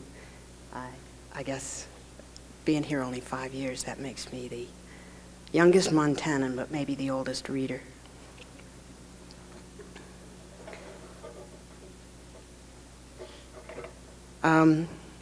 Thank you for asking me. I have really enjoyed hearing all the stories tonight, and I think I'm going to shorten mine a little bit. We're getting kind of late. Let me begin by trying to give you an idea of where I'm from, because I'm not a Montanan either. This is a poem about my home. It's called Vermont. I came to this glacial valley, a flatlander from away. I've lived here more than half my life now, among generations of Vermonters bound by the granite green mountains and the meandering waters of the Connecticut River. Thin soil supports sparse vegetation in fields with rocks emerging like the bones of a wasted old woman. We are terse, plain-spoken folk, our faces furrowed by the elemental forces which keep us all alert. The weather which shapes this land shapes me now, a changeable woman on the verge of winter, tenacious, outspoken, with the rough edges jutting out in defiant relief. I hope there's not a New Englander here that can catch me up on my accent.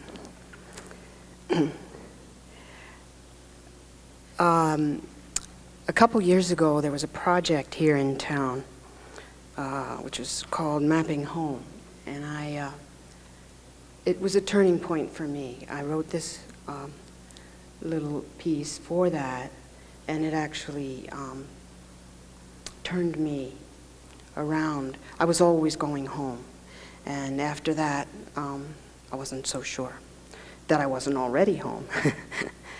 So I'll read you from part of that. 4 years ago, I came away from my home in New England where I'd lived all my life and arrived in the West with nothing but my cat and my walking staff. Well, my cat has since died, and I no longer need my staff for support. Home for me now is not the place I was born, but the place where I am, where I stay long enough to begin to imagine myself as part of this new place. I wouldn't do this now, but then I had the temerity to write a poem about Montana. And here it is. Where I am now, ravens ride the night winds down Hellgate Canyon. Wolves travel the secret light of the missions. Golden eagles fish the clear waters of the Blackfoot. Along the Rattlesnake, trees swing heavy with wax wings drunk on the juice of the rowan's red berry. Up the Bitterroot, settlers in fields with no fences band together to resist the return of the grizzly. Where I was born, mountains are old, forests tame. I have no history here on the banks of the Clark Fork, where the rivers flow west from Silver Bow to Pend Oreille. All my rivers flow east to the Adirondacks, Mount Monadnock, Katahdin, Cape Cod, and the Green Mountains of Vermont. It's very disorienting. I don't think I'll ever get used to the rivers flowing the wrong way.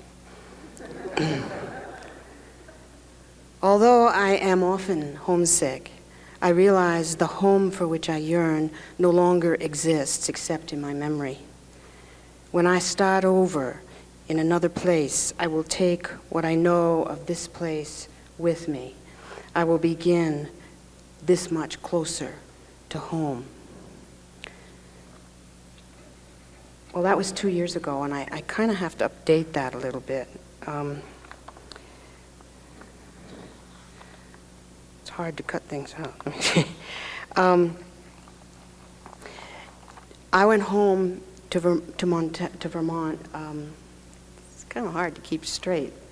I went home to Vermont in January, and I go home regularly. And flying back, the plane carrying me home to Montana bumped along through the turbulence over the Rockies and dropped down low over the lights of Missoula. And for the first time, I felt that I was coming home. In the past, I'd only felt that way as I flew in over New England, over the brilliant hillsides of Vermont glowing with the sugar maple leaves of autumn. Now, how am I going to explain that? And I can't. It's still too new. But I know that I have one home, and it's in two places. What is it about the Montana landscape that has reached out and seduced me, tugged at my heart? Now here's where, you could get pretty precious and kind of sentimental and lapse into cliches, and I'll try not to do that. But it's hard. It's not hard to do that with a state as big and bold as Montana. You can get 2 New Englands, that's 6 states, in Montana and still have room left over to spare. A state with the bravado to call itself the treasure state and boast of being the last best place. Not in my wildest imagination could I invent a valley called Paradise, a town called Wisdom, and mountains called the Crazies, all in the same state. For example, take the title, The Big Sky Country. Same sky as over New England, right? Wrong. Just as I cannot tell you in words what is different about the sugar maples in Vermont in autumn. I mean, a leaf is a leaf, right? Wrong. So it would not be possible for me to explain to my friends at home in Vermont just what is different about the sky here in Montana.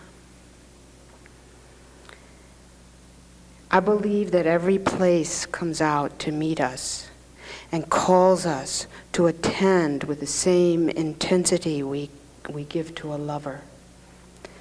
Asks us to prove by our constancy that we are worthy to be let into the secret heart of the landscape.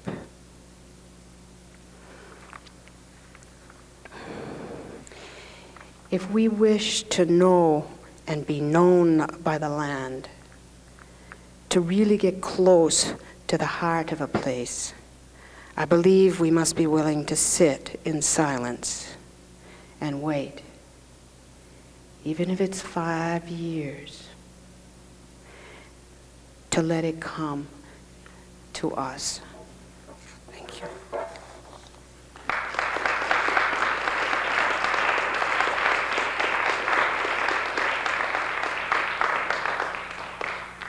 So, Mary Liz, I don't know if we would be part of the big sky if that drunken survey crew had made the right trail up the Continental Divide. We'd be part of Idaho, I believe. Not sure what we'd call ourselves then. Is that right, Dan? Drunken crew up the missed it and went up the bitter divide instead and called us all Montana. Our last storyteller tonight is Mark Gibbons. Recently published a book of poems entitled Circling Home, so that's a good follow after Mary Liz talking about home. And sounds like some good Irish background in Butte family, huh, Mark? Is it? Well, come on up and tell us about it. I need a drink.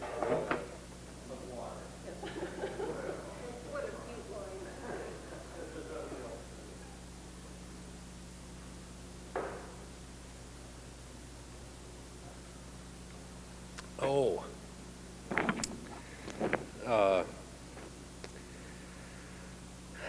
Well, this has been fun to sit through and be the last person to have listened to everybody do their thing. And like, you can't hear? You can hear? You can't hear? Well, I know what I can do, because I've done this job 2 or 3 times. I can crank it up a little. Can you hear that? Okay, I'll talk louder.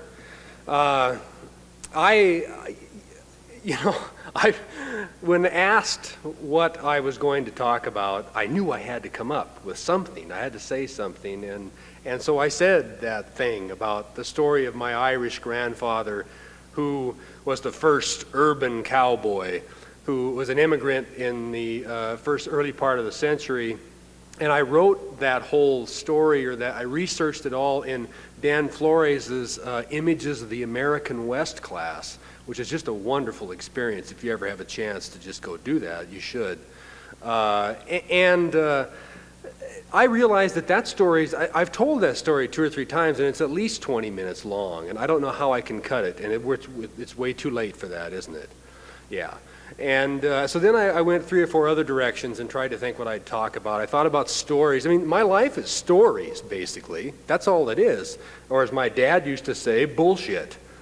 I mean, that's that's all that was important to him, and that's all that's really kind of important to me too, is stories, other people's stories, and telling those stories.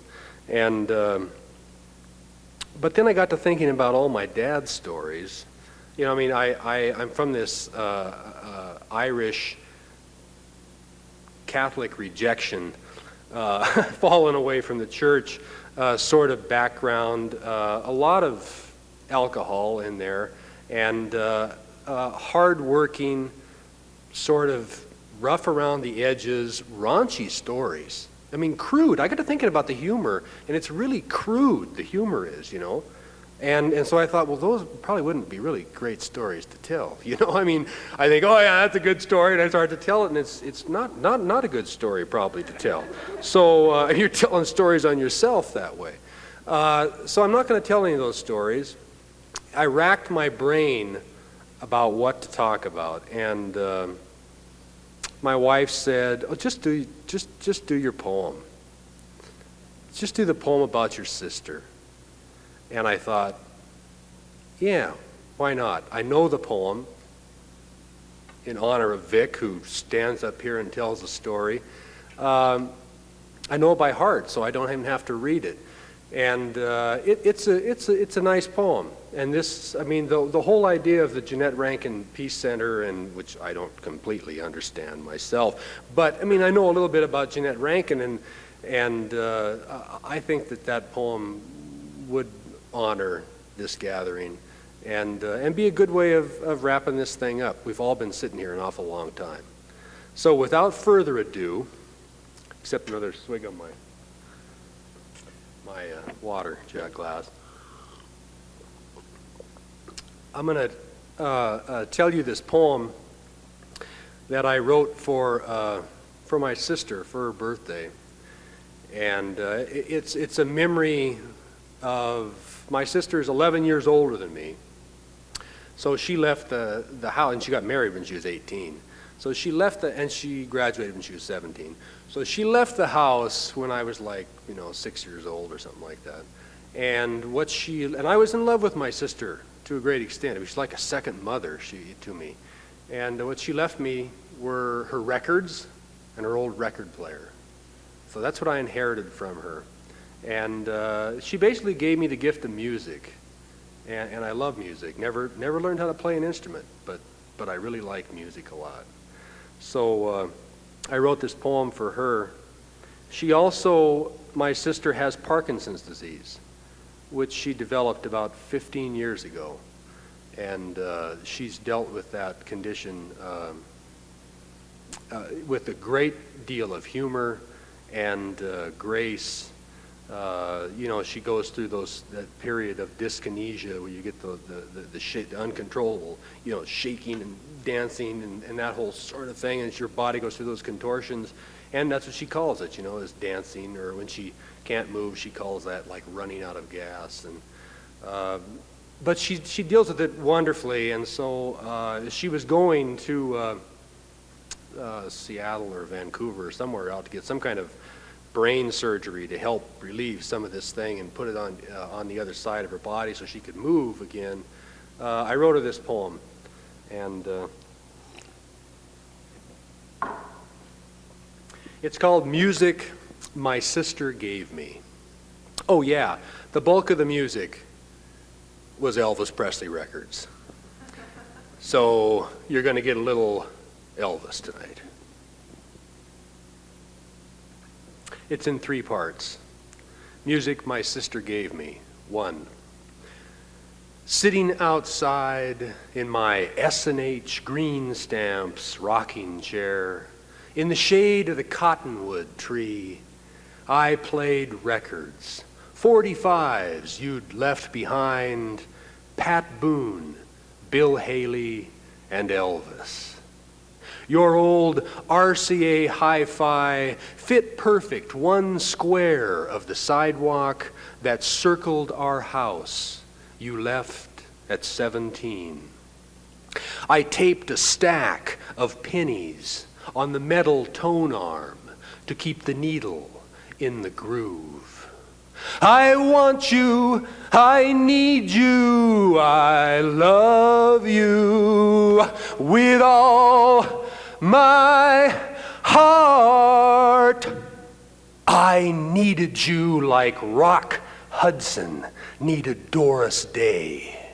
The way Murphy, our Norwegian elk-hound, wanted me to lay my ear on his belly so I could listen to him gurgle inside. Put a chain around my neck and lead me anywhere. Won't you let me, let me, let me. The phonograph stylus needed more weight. But I knew if I touched it, there was a 50-50 chance a zap jolt of electricity would shoot up my arm, buzz my teeth, my Peter, and my hair. Those shocks were funny with you, laughing when I jerked, but scary when I was alone after you'd gone.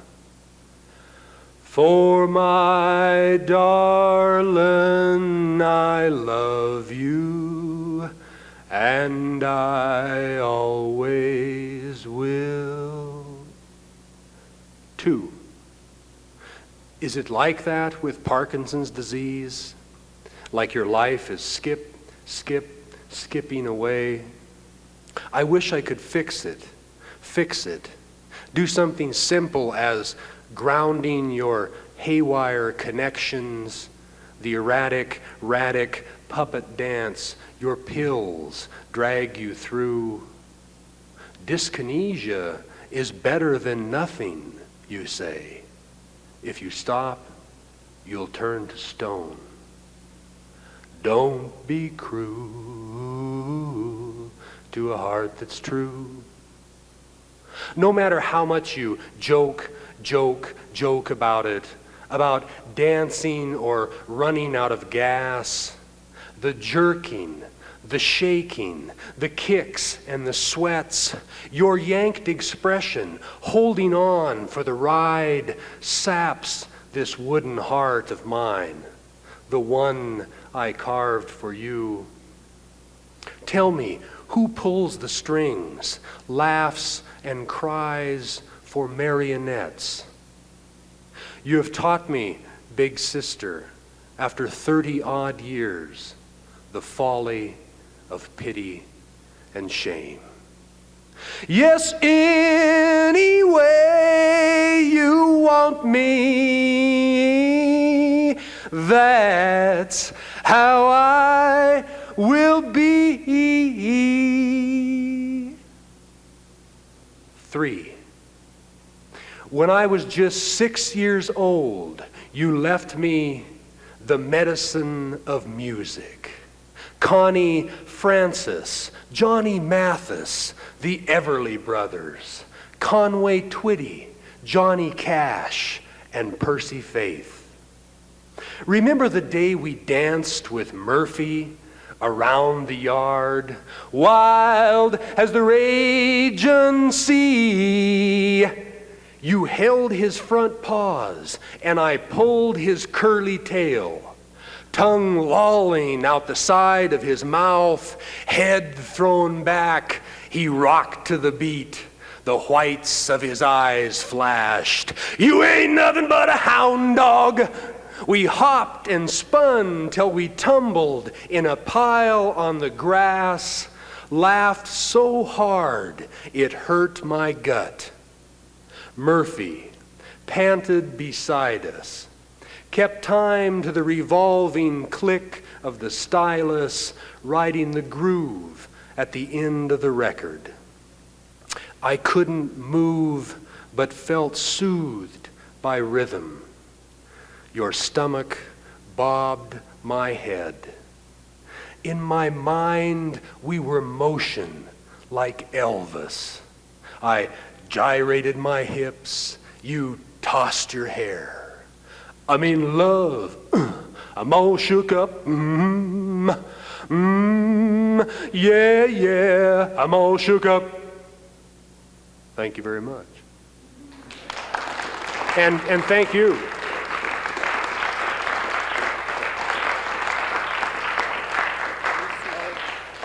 Well, thank you all for coming, and hope to see you either at the dance tomorrow night or Sunday night, or at our, which is at the University Theater at 7:30, or at our art show and handmade card sale on Sunday afternoon at 3 at the Art Museum. Thanks.